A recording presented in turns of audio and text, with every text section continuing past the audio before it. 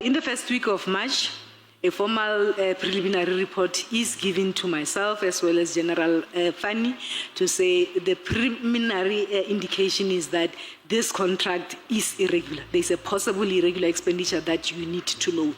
Now we do have. Can I ask? You say that this is in March. This is in the first week of March. You are given a report saying there is concern in relation to this contract, and there's a possibility of declaring irregular expenditure in relation to this health risk services contract. Yes. You say that they briefed you and General Fani. Did they brief General Fani with you because he is head of the supply chain, or how does he become part of the conversation? I indicated, Chair, that they then give me this report with a covering letter addressed to myself as well as General Fani. And the reason for that is that General Fani is the custodian of the irregular expenditure register. So immediately, an assurance provider, be it the internal auditors or external auditors, flags a transaction as a possible irregular expenditure, you are obliged to then report it and record it on the irregular expenditure as such. Of the National Treasury Framework on irregular expenditure, you must then immediately ensure that you appoint somebody to then conduct a determination test to determine and come to a conclusion and confirm that either this indeed that has been flagged by the auditors is not correct or it is correct. So they had that indication. It was a formal letter that accompanied that report that was submitted to myself as well as General Fani in this regard. So the following day, we finished with this report that talks about the possible irregular expenditure. Of course, we then requested supply chain management to uplift this transaction on the irregular expenditure register as a possible irregular expenditure. I then approached the National Commissioner to say, this is a contract that was awarded by the BAC that is chaired by General Fani. The framework requires us to then determine and confirm that indeed this is irregular. I do not see that General Fani will then deal with that particular process. So I need to assist you. Let us appoint somebody immediately to ensure that we are within the timelines as required by the framework to do this determination test. I wrote to the National Commissioner. The National Commissioner agreed, and we appointed a very competent person from Gauteng Finance, and we then instructed that investigating officer to ensure that within 30 days or on or before 30 days, that determination must be concluded. Where I am sitting, in the next 30 days, it will then be April. And I would need to then start to put together these financial statements and to have a decision on this particular contract. So the IO goes on and investigates. Just to clarify, when you say IO, is that investigating officer? Yes, the one who is then doing or conducting a determination test for us. Right. They go on, they complete the report, and somewhere in May, they bring back the report, and it is confirmed that this contract is irregular. What does that mean? It means it was awarded in contravention with various supply chain prescripts. It was awarded by the BAC. So it is confirmed. I then instruct supply chain management to say this transaction has to then move from possible irregular expenditure from the register to confirmed irregular expenditure. What then this means? It means the register that will come to me or to be submitted to me to put together note 24 on the financial statements. It is a register that will then have these transactions or this transaction confirmed as irregular, and we have to disclose such. So we then instructed supply chain management to upgrade it from possible irregular expenditure to confirmed irregular expenditure. And the amount. Can I ask you a question at that point? Because when General Fani was with us last week, he said that he was not sure whether there had been a determination test that was done and whether that determination test had determined that there was irregular expenditure. Are you confirming that the determination test was done? Are you aware if that was shared with General Fani? I shared it with General Fani. And I instructed supply chain to update the irregular expenditure register so that when they submit it to me, to then conclude note 24 of the financial statements, that transaction is there as confirmed irregular expenditure. So then the financial statements were, when the financial statements were concluded, and I think this is at paragraph 31.4 of your statement. In note 24, or maybe you explain it because I think you're much more fair. Okay. So in the set of financial statements, you have different notes that you will then have to disclose these types of expenditure. For the purposes of these discussions, I will then refer to note 24. If the committee has gone through our financials, that note then requires us to disclose this. There is an amount of 466 million that we had disclosed as irregular expenditure that was confirmed for 24-25 financial year. Within that 466 million, this contract constituted 48 million. These were all the payments that were made from August, if I am correct, since the inception of this contract. So all of them, as per the recommendation of the determination test to say this contract was awarded irregularly, therefore any expenditure that would have been incurred since the inception of this contract is then deemed irregular. So those figures amounted to about 48 million. There are a few invoices that remains on the system. I then instructed my team to stop those particular payments so that then we do not perpetuate the incurrence of irregular expenditure. So within the 466 million that is disclosed on that note, it has other various contracts and various transactions, but the 48 million relates to this particular contract. The committee will note that I have tried to simplify it or summarize it on the presentation that I have attached. We have various contracts there. On Just the give us the page number, the page number that you're looking at in the annexes. Can I be given a few seconds? I will assist you. I think it's page 389 of the annexes, annexure PPD 24.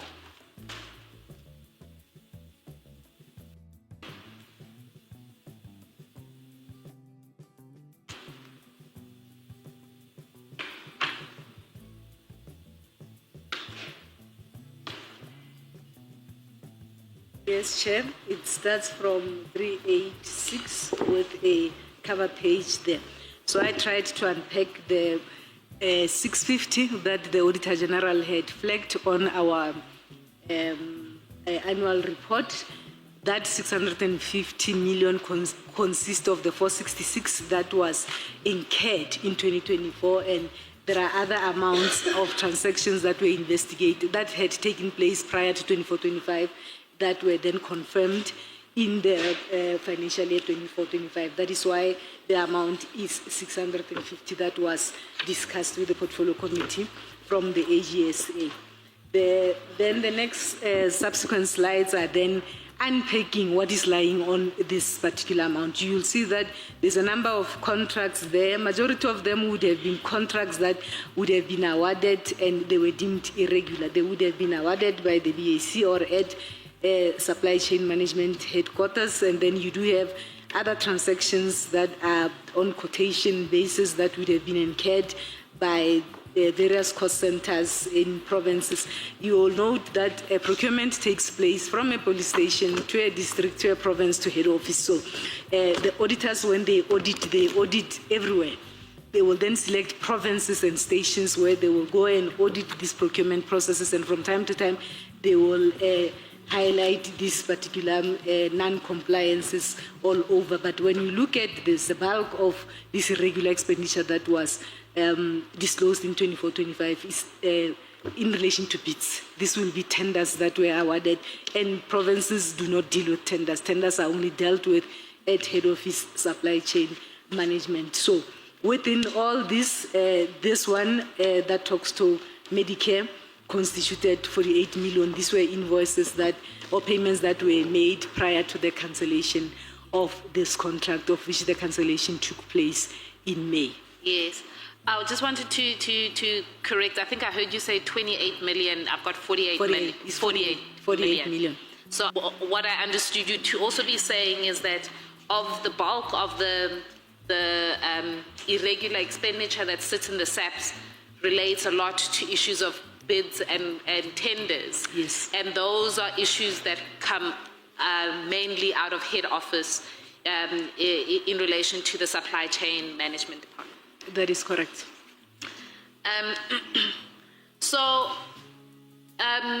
And we are, could you then discuss what steps now have been taken? Because we know an internal audit has been done and was completed in April. And in your evidence, you now explain that what you've also had to do was declare the irregular expenditure, and that was done with the financials of the last financial year. Can you take us through what further steps have now been done in relation to this contract to be able to get to some accountability? Okay. So we then disclosed this as irregular prior to the submission of the financial statements, and I get further briefings from the internal audit team. And we were of the view that, when it comes to irregular expenditure in subs, there seemed to be lack of accountability, and the consequence management is not real. You have irregular expenditure taking place all over, managers appointing people to do disciplinary investigations, and the disciplinary investigations, when they come out, the outcome is that a person must receive a written warning, a person must receive corrective counseling. So these, according to me, are not real consequence management, because they do not deter this behavior. That is according to me. You have people who are doing procurement and breaking the rules of procurement. The question is this deliberate? Are people breaking procurement rules deliberately to commit fraud? So this is a problem. This is a culture in subs where irregular expenditure, you will find that there's no seriousness and accountability on it. So having an experience of some of these transactions where investigations were done and the outcome had said nothing must happen to a person, or a person must get a written warning, and so on and so on. We as myself as the CFO and other structures such as the audit committee, the internal auditors, the risk management, this is a concern, because if we do not deal with irregular expenditure decisively and ensure that there is real consequence management, we'll never be able to resolve this. People will continue. We do not know whether they deliberately break these procurement rules with the intention of committing fraud. Then myself and the Chief Risk Officer, we approached the National Commissioner. We said, National Commissioner, this particular contract has caused a lot of harm for the department. There is reputational damage.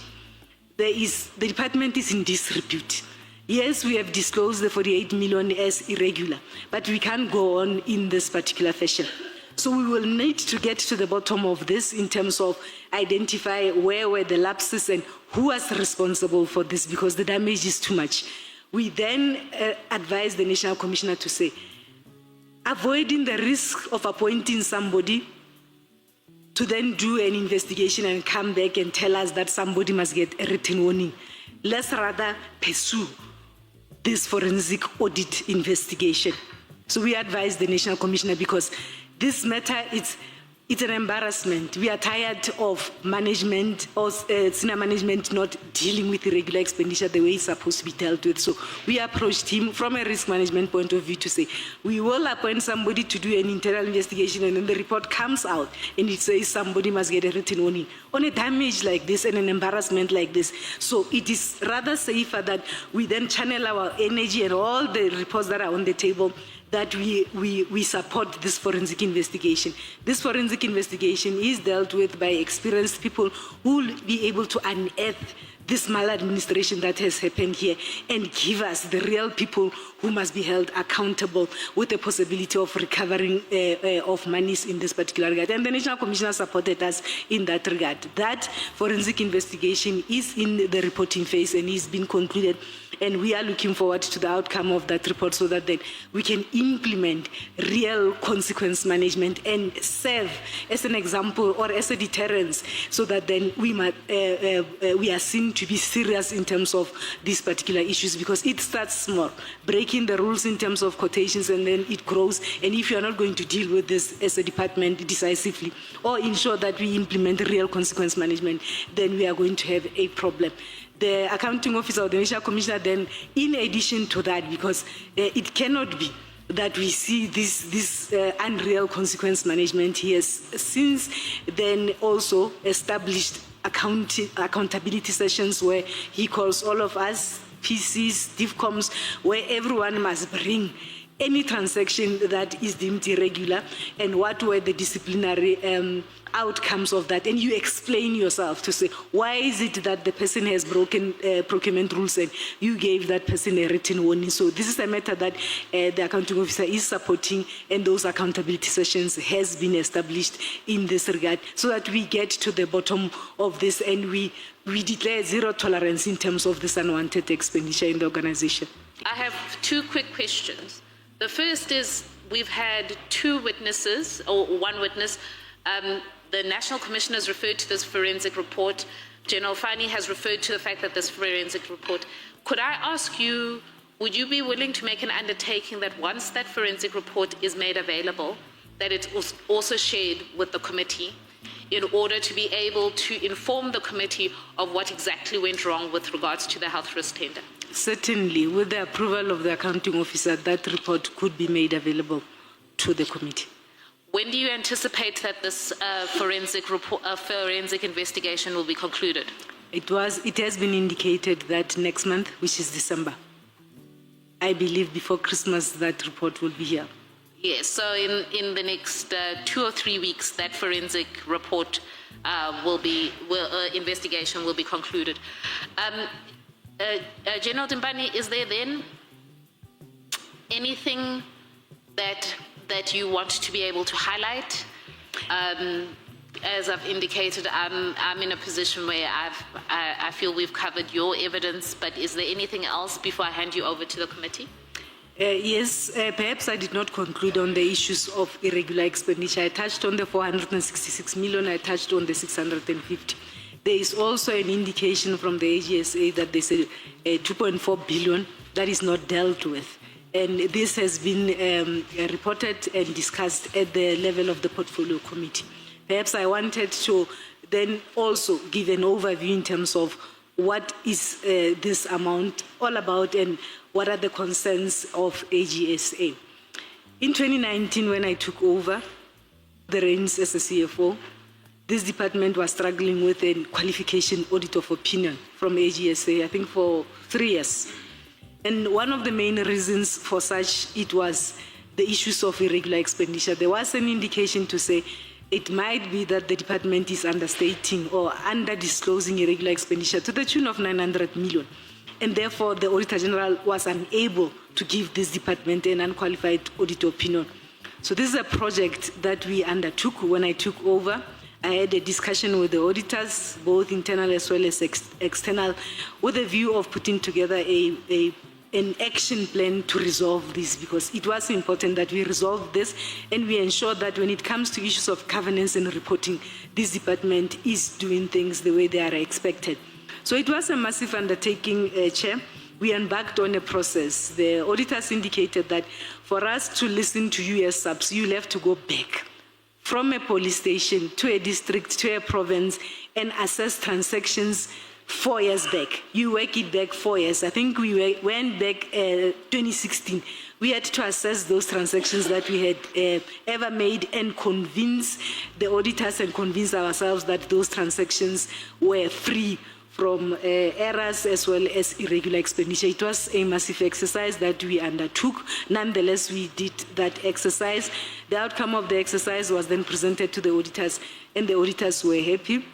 And together with the other qualification areas, we worked, and those qualification areas were subsequently resolved. And I can indicate to this committee that ever since such, for the past 5 years, we have been in a position to submit quality financial statements that are not adjusted, are not and are free from material errors in this particular regard. So, when we are embarking on this exercise, we pick up, we then unearth.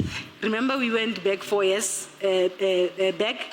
We then get these mistakes and these irregularities, and then we are then required to disclose them. So we disclose this in the financial statements as well as in the irregular expenditure register. So what is required, or what was required post that particular project, was for us then to deal with these transactions in a form that we appoint people to investigate, there's discipline, we confirm that there's no fraud, there's no losses, and so on and so on. And ultimately, in line with the National Treasury Framework, we then submit to the condoning authorities to then condone should we meet the requirements in terms of condonation, and we remove this. So the concern from AG is that the progress is slow in terms of dealing with this portion. And you will see this particular 2.4 billion that is spoken about. When you go through our annual report, it is lying on Part E of our annual report, that is the compliance. So we need to ensure that we expedite and we pull up our socks in terms of dealing with these transactions. The process has been a bit slow, Chair. We have been working with Treasury. There has been submissions from supply chain management to Treasury. Sometimes Treasury will bring them back without condoning, looking for additional information, and so on and so on. So we need to deal decisively and speedily with this 2.4 billion that is sitting there. I have since requested the National Commissioner to rather, in writing, give me these functions, delegate me these functions so that I can support supply chain management and we expedite this. I can confirm that we have had positive deliberations with National Treasury. They are willing to support us so that then we decisively deal with this Part E of the annual report, and we deal decisively with this 2.4 billion that is lying there. Progress has not been as fast as we would like it to be, but all the stakeholders are cooperating, and we are glad that Treasury has come to the table to assist us in terms of dealing with this. Those that would not have been confirmed by National Treasury, the framework in terms of paragraph 5.6 then tells you that the accounting officer can remove them from the books, but it's not going to be just a removal. They must comply with all the rules that are expected in terms of that National Treasury Framework. So I have subsequently requested the National Commissioner to delegate me that function to support him to deal with this, and that process is unfolding, and we want to believe that very soon our irregular expenditure register will be clean, and that Part E compliance reporting on our annual report will be clean, and there ought to be accountability where there is accountability that would have determined that people deliberately engaged in unethical conduct and engaged in activities that they were not supposed to engage themselves on. So we would request to be given support while we support the National Commissioner to deal with these issues and to ensure that this unwanted expenditure becomes a zero tolerance for the organization, and this culture of just not accounting becomes a thing of the past. Thank you, Chair.